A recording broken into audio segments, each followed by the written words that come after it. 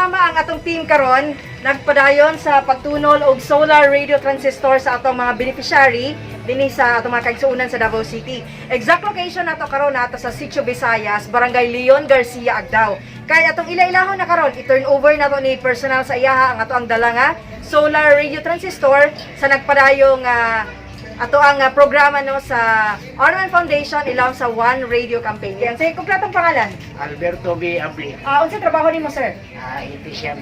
Electrician. Dugay na kaani nga pagpanarbaho nimo? Dugay na. Oo, sige. Dili na mo lang anon. Amo nang i-turn over sa imong ang regalo sa Orman Foundation ang atong solar radio transistor. Sir, unsa ka gamit ang radyo sa imuha isip usa ka electrician, sir?